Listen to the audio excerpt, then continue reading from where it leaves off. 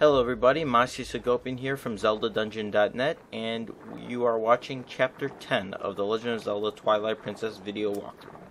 This portion of the walkthrough runs about 52 minutes or so, and it covers what many Zelda fans believe is the worst of the temples in Twilight Princess, and that is the Lakebed Temple. And I think a lot of this has to do with the fact that it's a water-based dungeon, and I guess a lot of Zelda fans just don't like water-based dungeons. This first portion is just a straight passage pretty much, and there's two new enemies you fight. This electric jellyfish, it's known as a Bari, and we've seen this in previous Zelda games. We cannot actually defeat it in its current state. We need a certain item that we will get later in the dungeon. There's also these shell blade clamps, which I fought already. You're better off just avoiding them for now. Once you resurface at the end of this little passage, you'll get a little cinema, and now we are back on foot in the Lakebed Temple. First thing you want to do is you want to jump. There's this little lever right here. Jump, pull it down, and it'll open the gate, allowing us to pass through the door. There's a few things in this room here. First of all, there's a bunch of chews here that once you defeat them, they give off chew jelly. And there's the purple one, there's a red one, and there's also a new blue one, which is right by the door. There's also two treasure chests. The first one I just opened up, it contains some arrows, and there's also a second one here, and this one contains 10 water bombs. So you can stock up on your inventory a little bit. And now we want to make our way towards the door. And like I said, right by the door, if you get to the door and then turn around, the blue chew will fall from the ceiling. And then you can slash at it, and if you have an empty bottle, you can pick up some blue chew jelly, which will restore some of your health.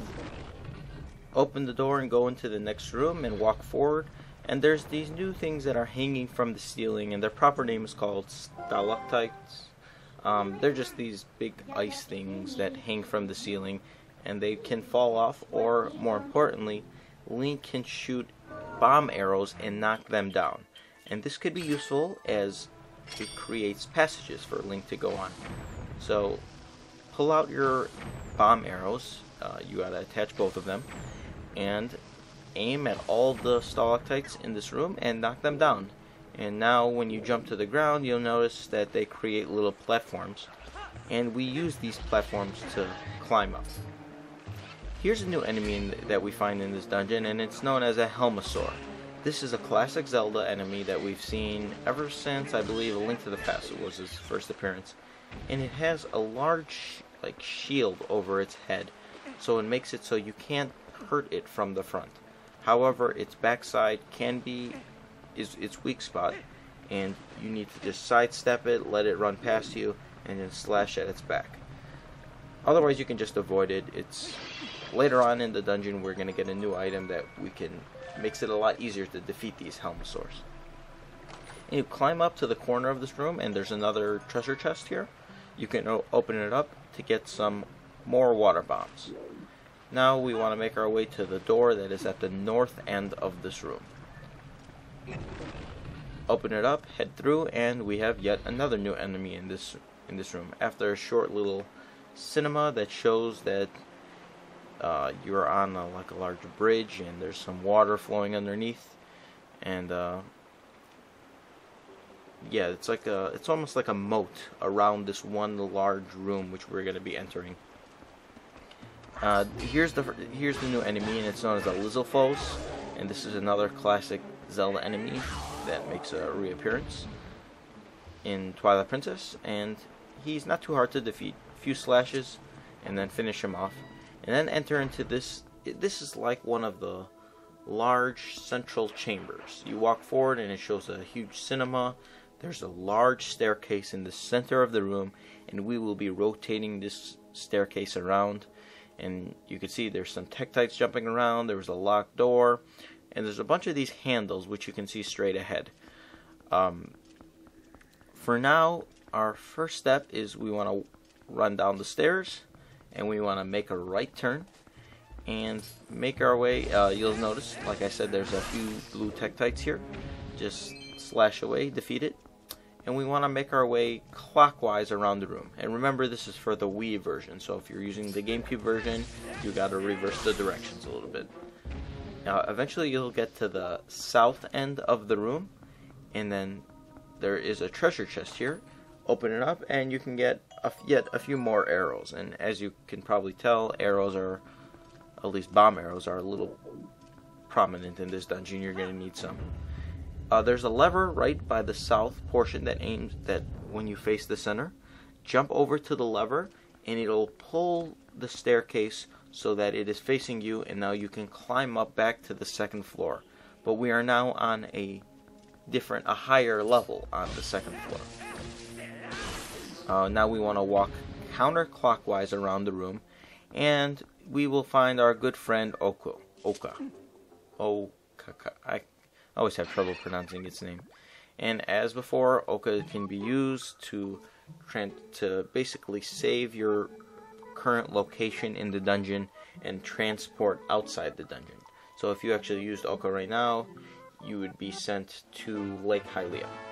And then if you use Oka Jr.